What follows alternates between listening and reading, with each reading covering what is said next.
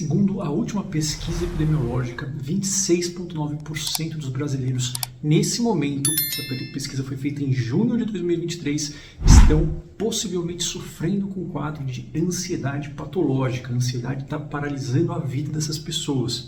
Isso dá pouco mais de 57 milhões de brasileiros agora presos por um quadro de ansiedade, por um transtorno de ansiedade. Existem duas profissões, de acordo com os nossos conselhos, que são aptas a fazer diagnósticos de transtornos mentais: os médicos e os psicólogos.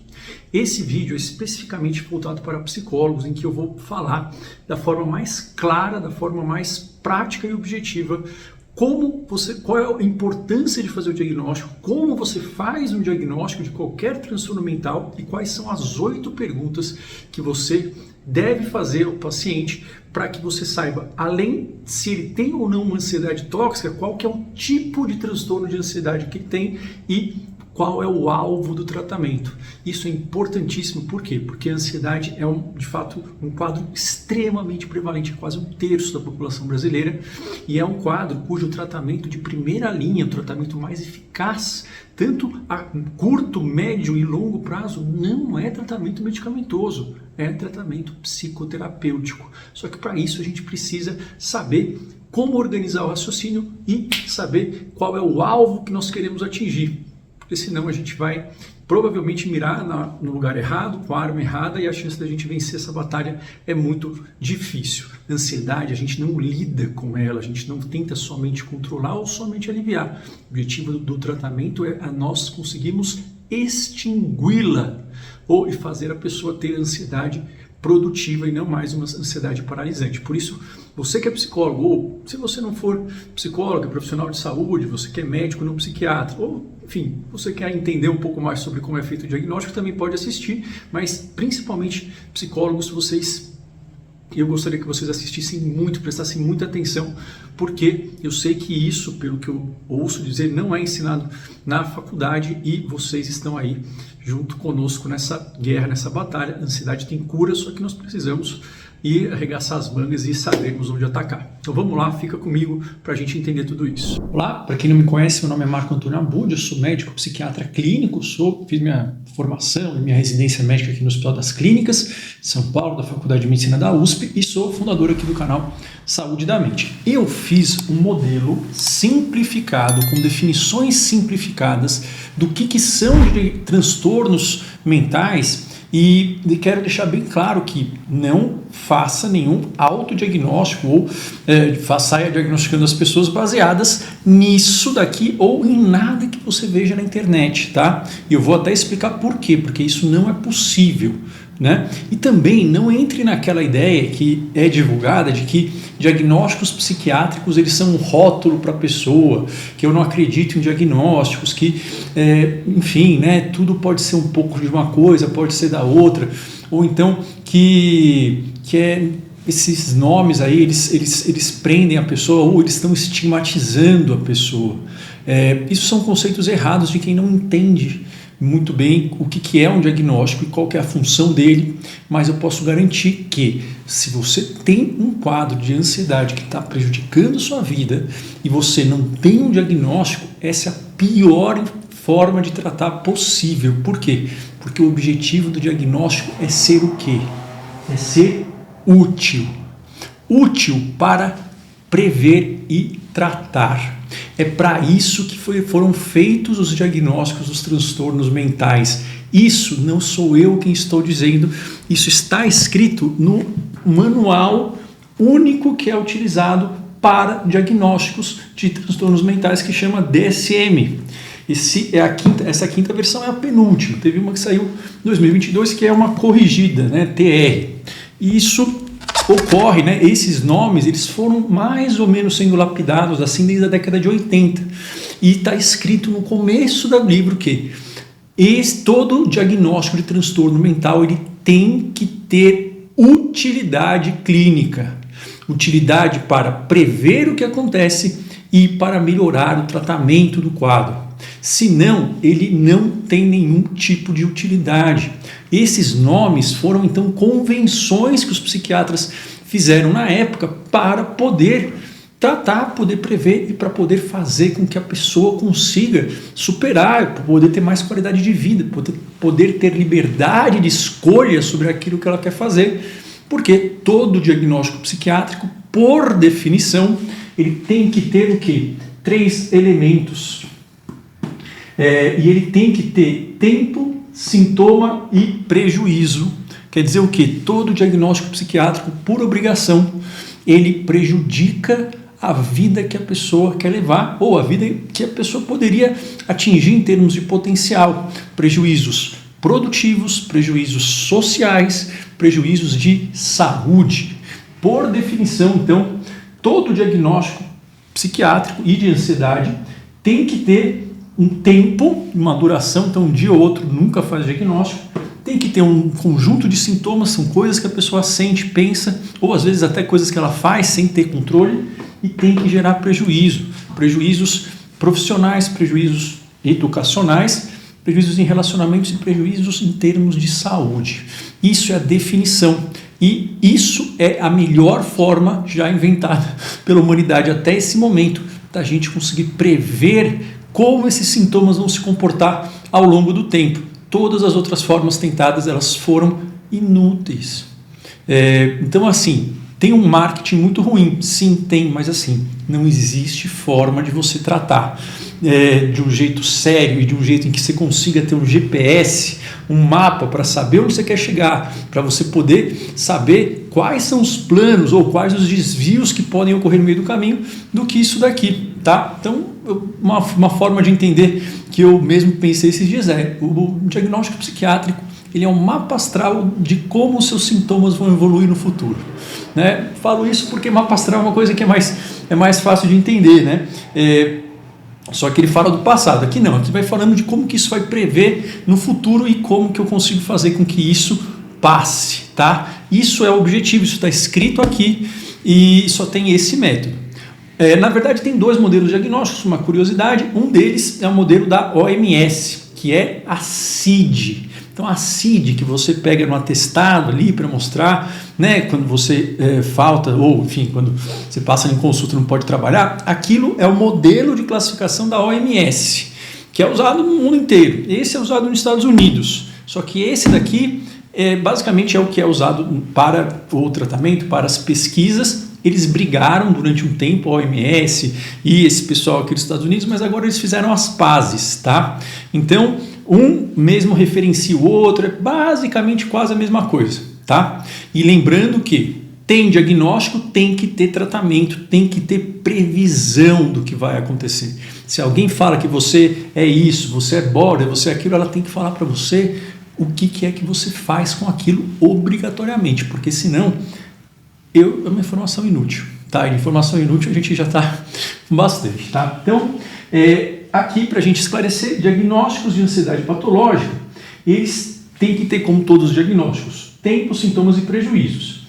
Mas, aqui então, a ansiedade tem que estar presente. Só que a gente tem que saber o que a gente chama de ansiedade hoje em dia, porque isso foi definido também na década de 80, tá? Então, qualquer definição de ansiedade anterior a isso, provavelmente talvez seja outra coisa, tá? Então, ansiedade, ela tem, ansiedade patológica, ela tem 3 componentes, que é um aumento de sintomas físicos de alerta, às vezes pode ser tensão muscular, pode ser coração palpitando, pode ser, na verdade, uma sensação das mãos suando, tremores, pode ser uma sensação de tontura, pode ser uma crise de pânico, isso eu falo em outros vídeos.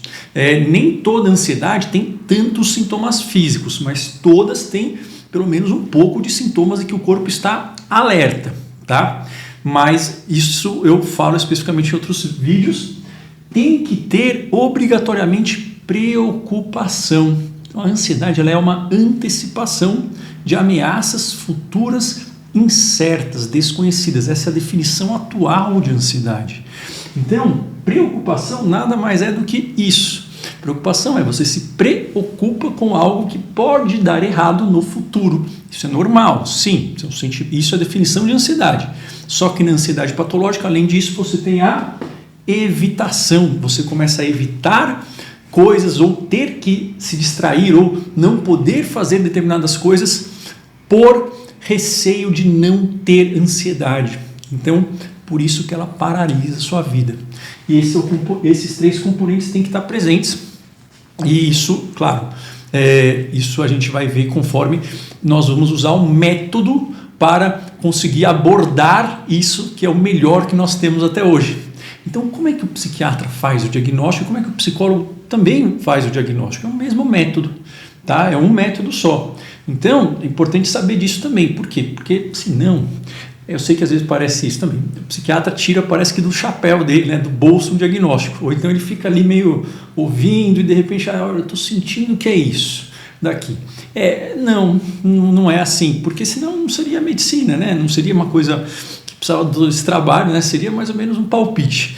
E eu sei que médicos podem discordar e nenhum diagnóstico vai definir uma pessoa totalmente, mas não ter um diagnóstico é você entrar numa guerra sem ter armas, sem saber para onde que você vai, totalmente perdido, você não tem chance de vencer, tá?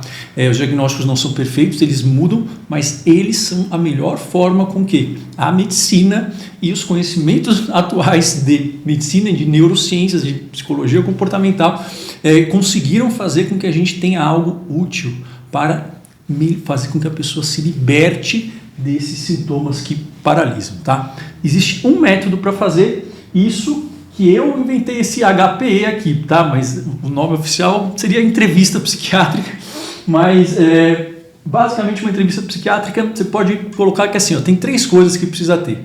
E o H é de história, então para você fazer um diagnóstico tem que ter uma história de vida, história de remédio, história familiar bem tirada, tá? Aqui tem que ter um exame psíquico, que é um exame como o médico que você vai, por exemplo, um cirurgião, ele vai, se você está com dor na barriga, para ver se é apendicite, ele vai fazer algumas manobras na sua barriga. Outros vão, às vezes, palpar a sua tireoide, enfim, vão auscultar o coração. Isso, o exame físico do médico, não é físico, ele é psíquico, é chamado exatamente disso, de exame psíquico ou exame do estado mental, tá? Muita gente ouviu falar em psicopatologia. Psicopatologia, existem métodos de investigação de psicopatologia. Muito nome, difícil, é difícil. Psicopatologia é o quê? São coisas alteradas na nossa mente que estão prejudicando. Isso faz parte do exame psíquico. Então, o exame psíquico ele é um tipo de método de análise psicopatológica, tá? Mas isso é meio complicado, isso é coisa bem específica, isso eu falo em outros vídeos, vou fazer vídeos sobre isso. Isso tem também, né, no treinamento para medicina ansiosa para psicólogos, tem lá modelo de entrevista psiquiátrica.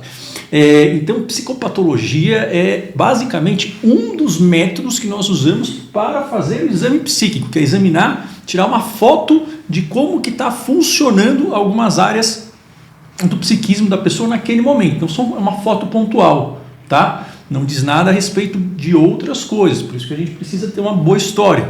E a gente tem que o quê? Ter esse E. Esse E é o quê? De excluir outras causas e também de pedir exames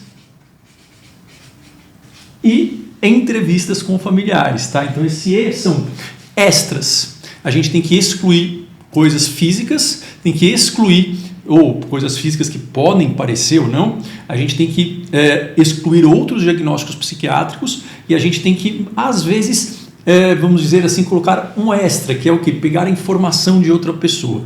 Tá? Esses são os métodos, por isso que não dá para fazer diagnóstico de ninguém pela internet, de um artista, nada. Por quê? Porque aquilo lá é uma foto do que está ocorrendo em termos de rendimentos psíquicos da pessoa e que ela está mostrando ali, sem a gente conseguir saber nada disso, tá? Mas isso é o que é feito na entrevista psiquiátrica. Então, quando você passa no psiquiatra, e seja um psiquiatra bom, nenhum tipo de conversa entre vocês vai ser uma conversa que não está ocorrendo isso, porque a entrevista psiquiátrica é uma coisa estratégica.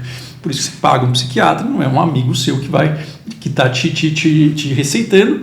E se for um amigo, eu oriento fortemente que você passe por outra pessoa, porque é difícil fazer, tá? Então, isso tudo a gente tem modelos de fazer, tem práticas, tá? Mas, bom, uma vez que fez isso, a gente tem que ver se a queixa da pessoa é de um quadro de hiperalerta, de preocupação e que está fazendo com que ela tenha evitação de coisas importantes, certo? Perfeito.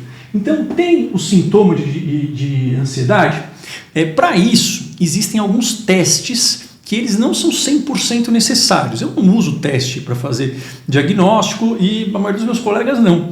Mas, às vezes, eles são interessantes no início, principalmente quando a gente está começando e a gente está meio que não sabe exatamente o que perguntar e até para dar uma confiança, tanto para a gente quanto para o paciente. Tem 2 testes que eu sugiro que seja a primeira coisa que você faça, mesmo que se você não tiver na dúvida, tá? Que faça para todos os pacientes. Aliás, nos Estados Unidos, esses 2 testes eles são obrigatórios de serem feitos em todos os pacientes até 65 anos, pelo menos teve uma força-tarefa, fez essa resolução em 2022 e atualizou agora em 2023. Então, assim, esses 2 testes tem que fazer, tá? E isso teria que fazer qualquer médico em qualquer tipo de consulta também, tá? Quais seriam? Então, a gente vai ter o GAD-2 e o PHQ-2. São testes que têm 2 perguntas, tá?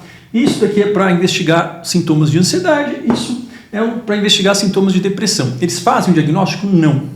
Mas, se você responder não para os 2, aí eles excluem o diagnóstico. Então, eles servem para ver se você não tem. Agora, não é que se deu positivo, você com certeza tem, tá? Mas isso daqui, então, é a primeira parte, isso é o que é recomendado, isso é a forma prática, caso a gente não saiba muito o que fazer. Por quê? Porque o paciente, quando ele chega, ele não tem a obrigação, ele não é essa a ideia, e isso nunca vai acontecer, dele ir falando exatamente aquilo que a gente pergunta e que a gente quer ouvir. E a gente não vai induzir ele. Mas é importante a gente ter alguns instrumentos, claro, conversando, pedindo a permissão, para que a gente possa ter certeza que a gente não deixou passar nada importante, tá? Então esses 2 tem que fazer, são muito rápidos. Você tem a internet, dá para você ver tranquilamente.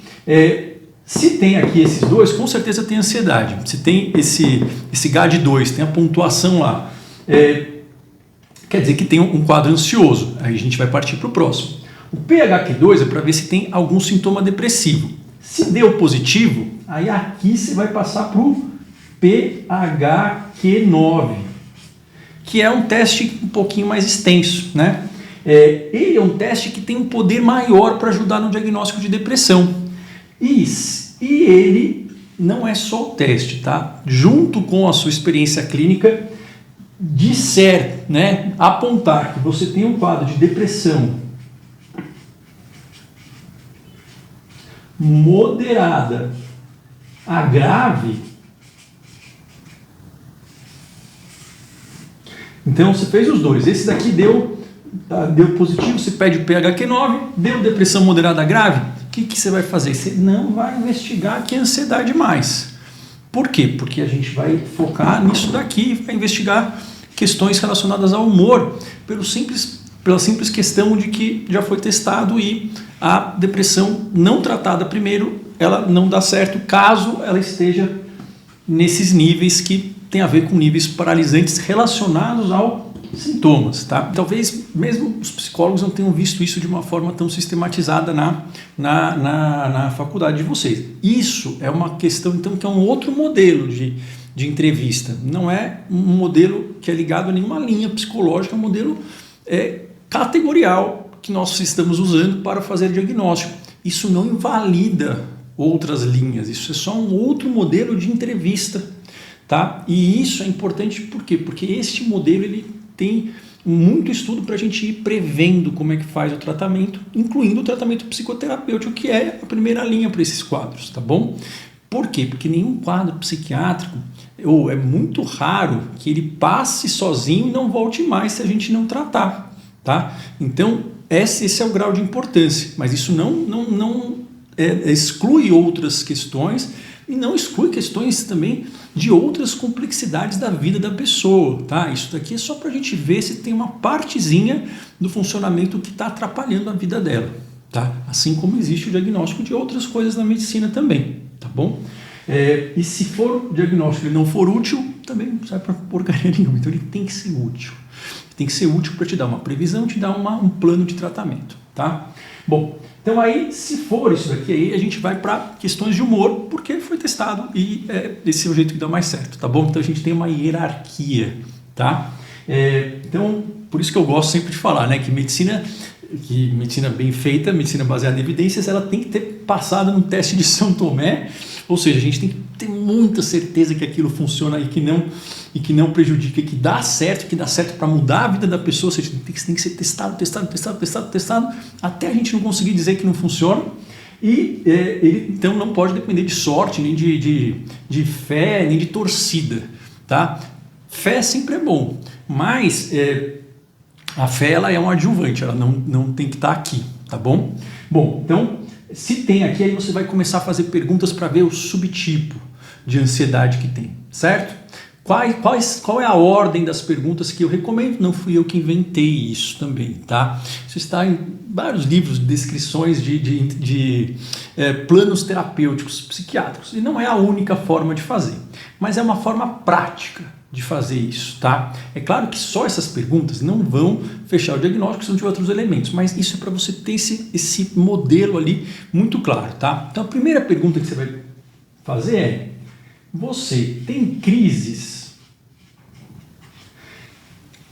que parecem crises de pânico?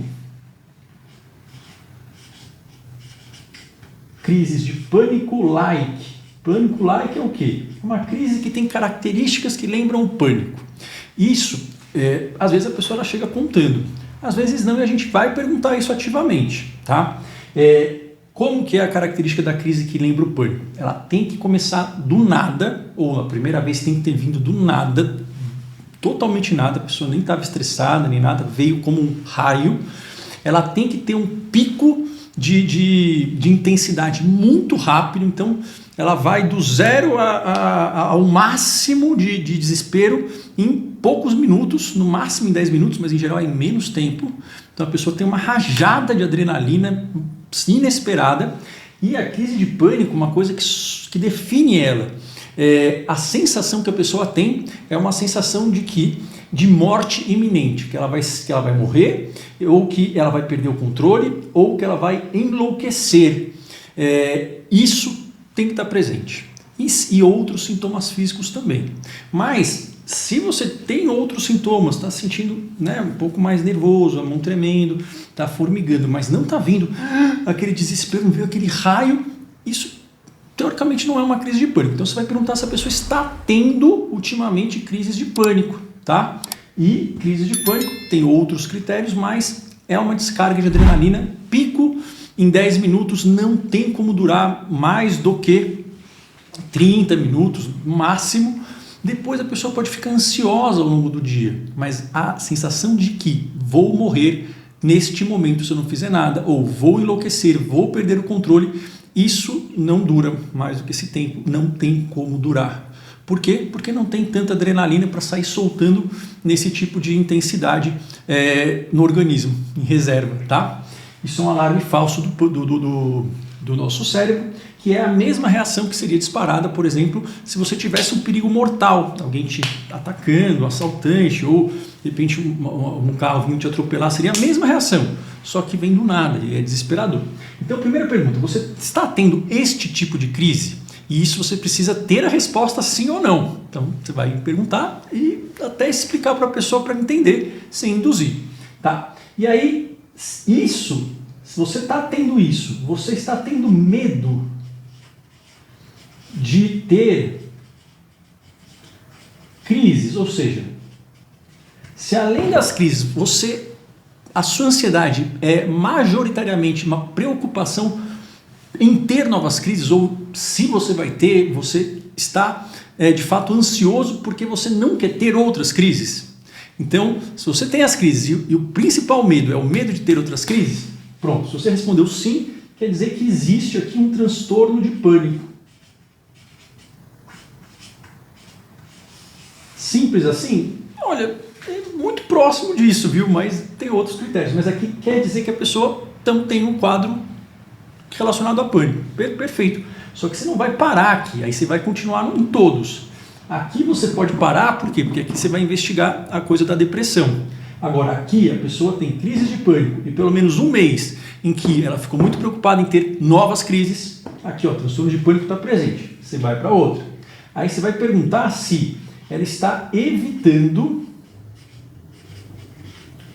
vários lugares, várias situações, quanto? Mais do que 2 situações diferentes. Então pode ser o trabalho, pode ser a escola, pode ser um cinema.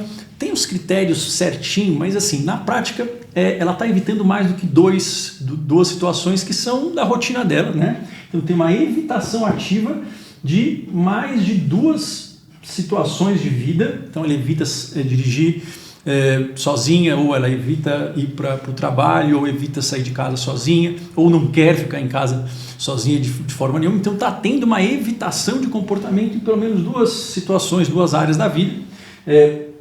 Se ela está tendo isso, mas ela tem que estar evitando pelo medo de passar mal. O que é passar mal? É ter um sintoma físico ruim. Pode ser pelo medo de ter a crise, que é o que normalmente acontece. Mas pode ser pelo medo, por exemplo, de cair. Pode ser pelo medo de ter um desequilíbrio e ter uma tontura. Pode ser pelo medo de ter vertigem. Pode ser pelo medo de ter diarreia. Qualquer sintoma físico que vai ser vergonhoso ou, enfim, vai ser muito desagradável, e ela está evitando por conta de do medo de ter isso naquela situação, tá? Então, se ela está evitando 2 ou mais situações pelo medo de passar mal fisicamente, ela tem a agorafobia.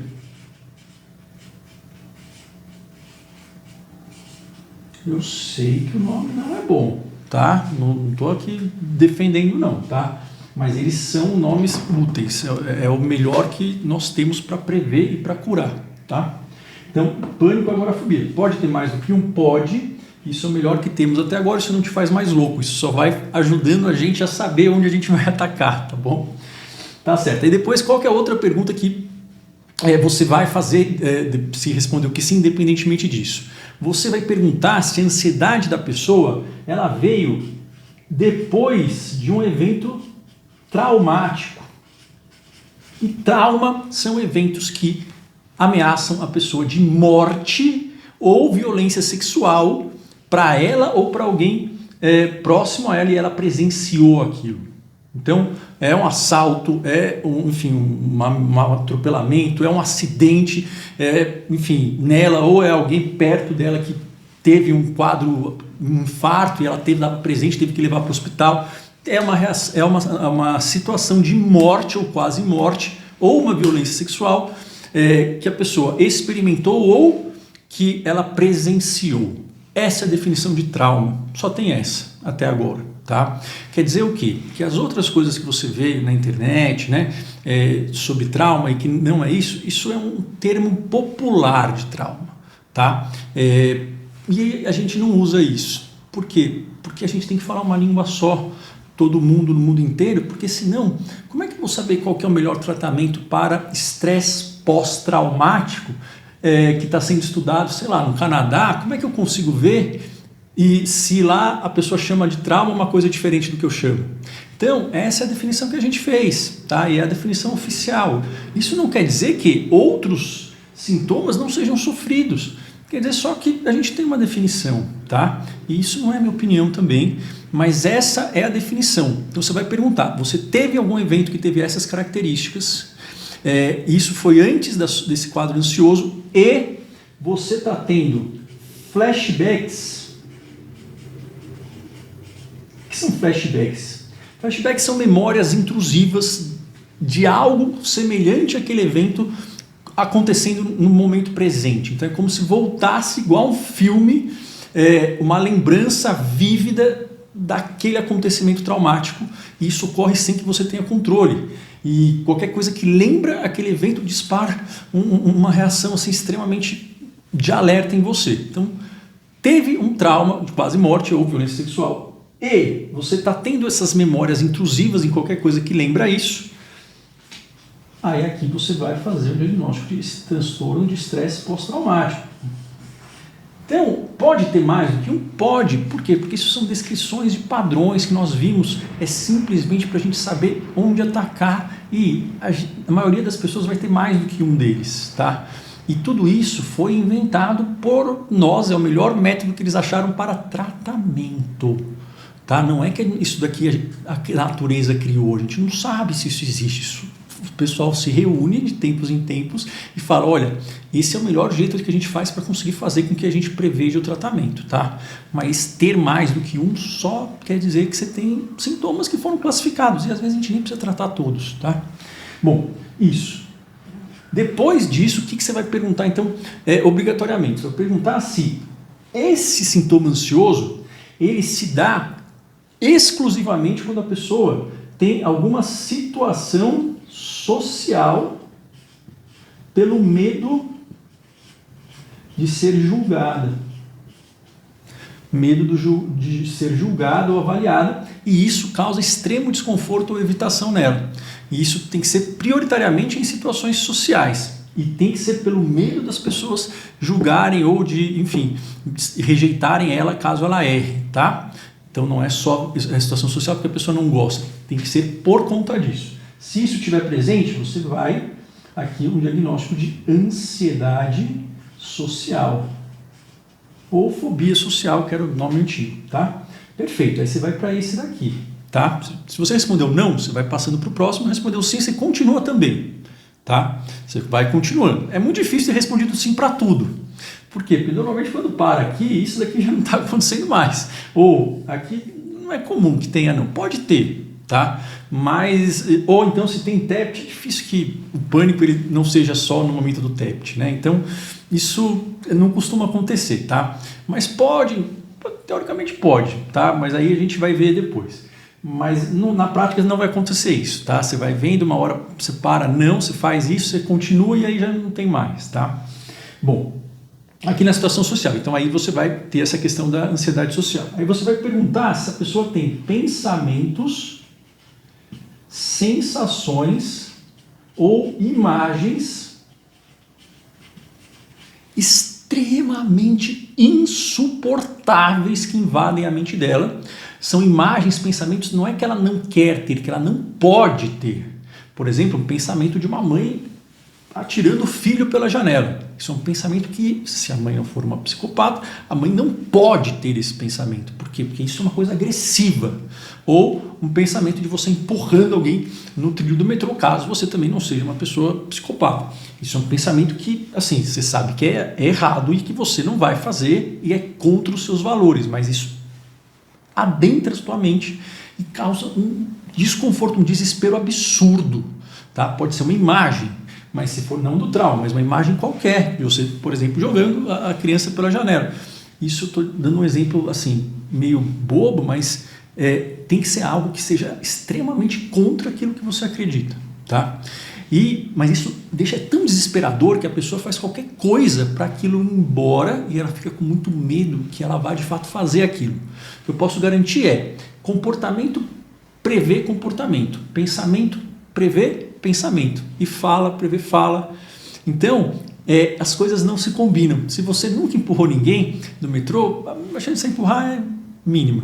É mais ou menos igual político. A gente sabe disso, né? O que a pessoa fala não se escreve, né? Falar uma coisa não é igual a fazer uma coisa. Então, só tem esse risco de você jogar alguém do metrô ou isso se você já fez isso antes. O que com certeza não ocorreu, tá? Mas isso é desesperador e aí isso daqui vai vir ou algum tipo de ritual. Ritual é o quê? Alguma coisa que a pessoa repete. Ou é um outro pensamento ou é uma ação para aliviar isso daqui, tá? Pode ser, por exemplo, a pessoa ela não tem um pensamento propriamente, mas ela tem uma sensação de que a mão dela está contaminada. Então, uma sensação intrusiva. Aí o ritual é lavar a mão, por exemplo. Então, se tem pensamentos, sensações e imagens extremamente desagradáveis, que é a pior coisa que você queria ter, e você acaba tendo que repetir algum tipo de comportamento para aliviar aquilo, aí isso daqui é toque. Certo? E que se chegou até aqui e respondeu isso, também provavelmente não vai ter tantos outros também não, mas pode ter, pode, nada impede, né? Na prática não acontece, tá? Então essa é a ordem para você organizar o seu raciocínio clínico na consulta, tá? Com o tempo isso fica automático, tá bom? Que mais? Aí depois disso daqui você vai perguntar se a pessoa tem ansiedade exclusivamente ou a maior parte das vezes porque vem um pensamento dela ter uma doença muito grave. Então, se a ansiedade dela é causada por uma preocupação em ter uma doença grave. Por exemplo, preocupação que ela pode ter câncer, ou ela está sentindo algo aqui e fica vindo preocupação que ela está tendo um tumor na coluna, ou enfim, um tumor cerebral, ou que ela se infectou com uma doença grave, sendo que não tem nenhum tipo de... Enfim, já fez vários exames e não está veio os resultados negativos. Isso pode vir só o pensamento ou pode vir o pensamento com alguma sensação, mas a pessoa ela tem isso e isso se mantém mesmo ela tendo todas as provas racionais de que ela não está doente. E isso, enfim, pode fazer com que ela vá procurar no Google o tempo todo, que ela passe um monte de médico, ou pode ser que ela, ao contrário, ela não vai em médico de jeito nenhum também, mas ela fica com aquela preocupação que vai ter uma doença. É quase um pensamento intrusivo, só que é que você tem uma doença grave. Normalmente é câncer, HIV ou, enfim, alguma outra doença que é mais assim chamativa, tá? E isso daqui então é o que? É um transtorno de ansiedade por doença. Isso existe também. Depois a gente vai juntar, é só um resumo aqui prático, tá?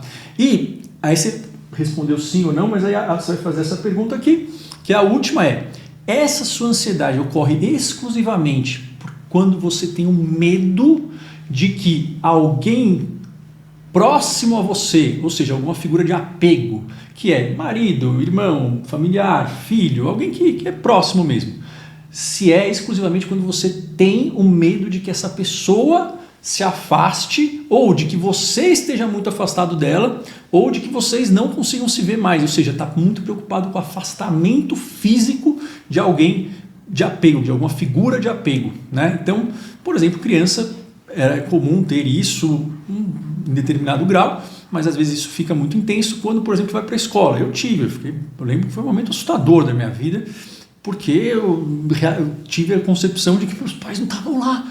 E meu Deus do céu, era desesperador. Antes acreditava-se que isso é só em criança, mas isso acontece no adulto também. Tá? Então, se o medo maior é que ela fique longe de alguém, alguma figura de apego, então, se for aqui um medo de afastamento de uma figura de apego, ela tem um transtorno de ansiedade por separação no adulto. Aqui eu estou falando exclusivamente de adultos, tá? Isso daqui é um diagnóstico novo que surgiu nessa edição, mas assim, aparentemente tem pessoas que têm isso na idade adulta e não necessariamente tiveram quando criança, tá? Mas aí tem que ver se esse é o medo principal dela, é o medo de estar afastada de alguém, ou de alguém passar mal, ou dela mesmo passar mal e nunca mais ver a pessoa, tá? Pode ser que venha até uma crise de pânico aqui, só que tem que vir com esse pensamento aqui, e não vem em outras situações, tá? E se você aqui não respondeu nada para nada, você normalmente vai fazer um diagnóstico de um quadro de TAG,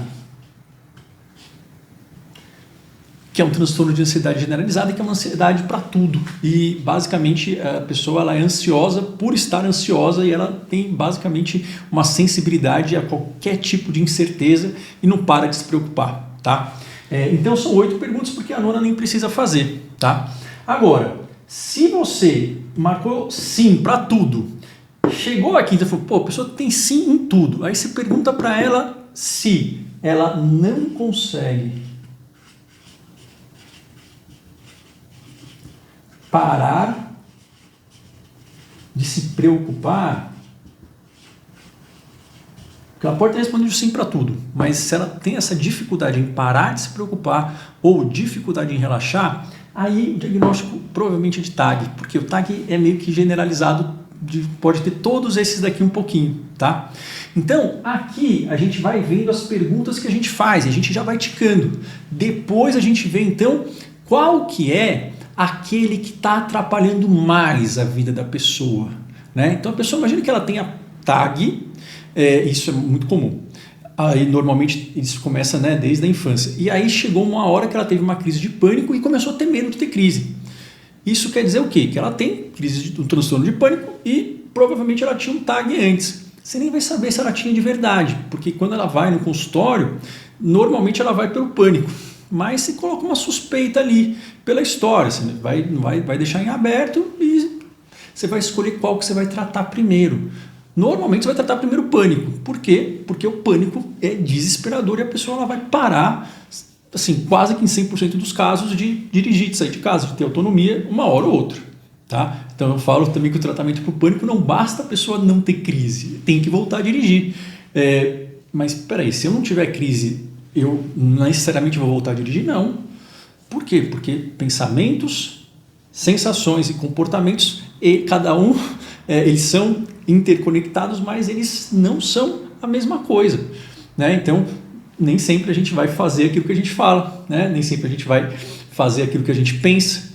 E a ideia é que a pessoa a gente não quer aliviar só a sensação, a gente quer fazer com que a pessoa não tenha esse prejuízo, que é prejuízo de escolher o que ela quer fazer. Porque se a pessoa não sai de casa por conta do medo de passar mal, se ela tem que andar com o diazepam na bolsa, se ela tem que andar com uma garrafa de água, se ela tem que ficar lavando a mão tantas vezes, isso não é uma escolha dela, porque ninguém escolhe fazer isso. E explicar racionalmente também não tem a menor relevância. Isso é uma prisão. Então todo o quadro de ansiedade no fundo, de ansiedade patológica, é uma prisão pela evitação. A pessoa está dependente da evitação, só que aí a gente vai ver qual desses tipos é aquele que está mais atrapalhando a vida dela. No meu caso, por exemplo, eu tive o diagnóstico de TAG, tive mesmo. Mas o que me faz procurar, normalmente é isso que ocorre, quando eu comecei a ter crise de pânico e medo de ter crise de pânico e comecei a perceber que eu não estava conseguindo dirigir para pegar o meu filho que morava longe de mim. É nesse momento que a pessoa normalmente procura, não deveria ser. Por quê? Porque provavelmente isso, né, se tratasse antes, na infância, né, um TAG, isso seria muito melhor para a vida. Mas mesmo assim, esses quadros eles são para serem tratados e isso é desesperador, e aí você tem que procurar alguma coisa. Mas o objetivo é que o tratamento é para não você deixar de ter crise, é para você não ter crise nem se você quiser, para você nem lembrar disso, que é o que acontece comigo hoje, acontece com milhares de pessoas que eu atendi, tanto presencialmente, quanto pessoas que eu atendi no Hospital das Clínicas, quanto pessoas dos alunos dos treinamentos, que são basicamente uma terapia digital para ansiedade. Então, isso tudo aqui serve para quê? Para a gente saber os alvos. E aí, depois disso, a gente vai ver qual está atrapalhando mais. E a gente começa por ele. A gente sempre vai começar por aquele que está atrapalhando mais. Qual é o medo que está te causando maior sofrimento, atrapalhando mais a sua vida? Tá? Se for aqui, se a pessoa tiver crise de pânico mesmo, vai ser esse. Aí o resto pode até ter, mas normalmente quando a gente melhora o resto tende a ir melhorando. Tá? TAG nem tanto, porque normalmente a gente tem que tratar o TAG também, porque ele é bastante, né, enraizado na personalidade. Mas aqui não tem problema preencher todos. Por quê? Porque provavelmente isso não vai precisar ser tratado junto. A gente vai ter que pegar aquele que é o maior foco do medo, e é por isso que nós separamos em diagnósticos. Por quê? Porque cada tipo de psicoterapia que padrão ouro são terapias da linha cognitivo-comportamentais, que são treinos práticos, né? Eu chamo isso um treino de reprogramação mental que funciona, né? Porque os outros que funciona sem depender de sorte, né? Mas o outro funcionou, não sei o que. Tudo bem, mas assim, não passou no teste do São Tomé, que é o quê? Testar, até você provar que não é por acaso, tá? Então, isso daqui é o que, na verdade, quer dizer medicina baseada em evidências. Então, aqui não é aquela coisa que você viu o seu vizinho fazer, é aquela coisa que assim, você não consegue dizer que não dá certo, e você consegue prever em quanto tempo dá certo e como que faz e replicar isso. Tá? Então isso é um modelo de tratamento que não é tão livre quanto uma linha de terapia mais aberta. Sim, não é. Por quê? Porque se a pessoa tem isso está obrigatoriamente tirando o poder dela escolher. E se ela não tratar isso, pelo meu conhecimento, não conheço todas as linhas de psicologia, mas pelo meu conhecimento, assim, não dá para você abordar outras coisas, não vai ser útil para ela. Por quê? Porque a pessoa está desesperada que não está conseguindo sair de casa por não passar mal. E aqui, com base nisso, você não precisa fazer na primeira consulta, mas é importante você explicando por que você faz essas perguntas, e explicando que esses nomes, é esse daqui. Você pode inventar outro? Pode. Mas assim, que quem trata sem ter esse nome, não trata de verdade, trata de uma forma em que a pessoa está normalmente dando ali um alíviozinho, mas não muda essa prisão, a pessoa vai continuar evitando. Tá? Então, aliviar sintoma não muda a evitação. E eu sei que eu gostaria que fosse diferente, mas a gente sabe que não é. A gente sabe que não é, né? Até mesmo questões de hábitos, né? Às vezes a gente fala, hoje eu não vou na academia porque estou cansado, mas aí quanto mais você não vai, aí você não vai mesmo. E às vezes a gente vai fazendo as coisas, mesmo estando cansado, porque é um hábito, né? Então, a ideia o objetivo é mudar a prisão, é o prejuízo do poder de escolha, tá? Mudar a sensação é importante? Para que a pessoa não fique, obviamente, sofrendo à toa, mas se ficar nisso, não vai mudar a evitação, a pessoa vai recair. E isso eu não queria que fosse assim, mas isso é o que acontece. Isso é uma boa notícia. Por quê? Porque a maioria das pessoas que acham que não melhoram com ansiedade e que que são quadros resistentes é porque eles não criaram esse novo hábito, essa nova memória de que esse inimigo de fato é falso. Isso é chamado de terapia comportamental e tem alguns exercícios práticos que não devem ser dolorosos, mas são muito organizados e tem que ser feito de forma muito passo a passo para que isso vá embora. E aí, uma vez que você desaprende, ou melhor, você aprende que você dá conta, é igual andar de bicicleta. Você pode passar um tempo sem andar de bicicleta. Se eu pegar a bicicleta agora, talvez eu dê uma cambaleada, mas posso até cair, mas com certeza eu vou conseguir andar. Você não desaprende porque foi uma coisa muito treinada, tá? Então a gente treinar uma nova memória e aí sim você vai poder usar outras linhas psicoterapêuticas que vai ser possível, a pessoa vai poder escolher o que ela quer trabalhar ou enfim, outros problemas. Aqui ela não escolhe, tá? Aqui é prisão pelo sintoma, certo? Esse é o jeito, não faça só a partir disso, não é tão simples, mas isso é o jeito mais prático, na minha opinião, tanto de entender o diagnóstico, quanto de entender a razão desses nomes, quanto de seguir essa ordem para investigar. Eu sei que você não vai decorar tudo, veja depois esse vídeo e eu falo isso em outras lives, eu falo isso, tem na maratona da ansiedade, na maratona Viva Livre da Ansiedade, eu organizo tudo isso. Então, se algum médico te deu um diagnóstico, você tem que perguntar para ele, você pode perguntar por que ele deu, pode ser que ele responda ou não, mas assim, principalmente isso quer dizer que como que eu vou evoluir, ou seja, qual é a previsão e qual é o melhor tratamento, quanto tempo demora para isso passar e o que eu vejo, o que eu tenho que esperar sobre isso, né? Às vezes a gente quadros que não tem tratamento, por exemplo, Alzheimer não tem tratamento, então, mas tem diagnóstico. Por quê? Você tem que dar uma previsão para a pessoa, você tem que sair de lá com o diagnóstico, mas sabendo o que aquilo lá está dizendo sobre o seu futuro e o que você pode fazer sobre isso. Tá? E aqui eu garanto que todos esses quadros são quadros que têm são os quadros com a maior chance de reversão por métodos não medicamentosos de toda a psiquiatria e alguns, às vezes, até da medicina. Pânico é um dos quadros, talvez o quadro da medicina que seja mais responsivo a medidas não farmacológicas. Mas quem já teve sabe que não dá para lidar, é insuportável, não quer dizer que é fácil. E não passa sozinho, isso eu estou falando porque eu já tive e eu deixei de ter e na hora não dava. Na hora tudo que você quer é não ter essa crise, você não sabe para onde ir, porque você precisa fazer as coisas. Então, falar que é fácil de tratar não quer dizer que é fácil de suportar. E isso daqui, caso não seja tratado, isso incapacita a vida da pessoa. Graças a Deus nós temos tratamentos eficazes desde a década de 60, o que permitiu com que as pessoas não ficassem internadas a vida inteira por quadros como esses, que elas ficavam internadas por esses quadros. Agora não. Então, isso é o que ocorre e uma vez que a gente trata isso, a gente cria essa nossa nova memória, em geral a gente tem uma imunização também contra novas ansiedades, ou é mais ou menos igual andar de bicicleta. Se cair, a gente sabe levantar e sabe que a gente sabe andar, na verdade, né? Esse é o objetivo, esses são os passos e seguir esse roteiro seria a forma mais prudente de você avaliar, caso não tenha nenhuma ideia do como fazer uma anamnese psiquiátrica. Eu vou fazer outros vídeos dizendo mais especificamente sobre cada um deles e sobre o tratamento, que é o que importa, tá certo? É isso, espero que o vídeo não tenha ficado tão longo. Depois eu vou, enfim, vou colocar aqui na legenda todos esses itens e dividir aqui para vocês poderem ver passo a passo, tá certo? E acompanha aqui no canal, compartilha esse vídeo, segue se você não é, se inscreve se você não é inscrito, para quê? Para você pegar os vídeos onde eu falo mais especificamente sobre isso, tá? E tem esse evento que é a Maratona Viva Livre da Ansiedade, em que eu pego cada um desses e coloco, conforme as evidências atuais, qual é o melhor passo a passo para que a gente possa vencer isso, eliminar e reconquistar a nossa liberdade, a nossa calma, a tranquilidade, a paz mental. Certo? É isso. Compartilhe esse vídeo. Um abraço e até mais.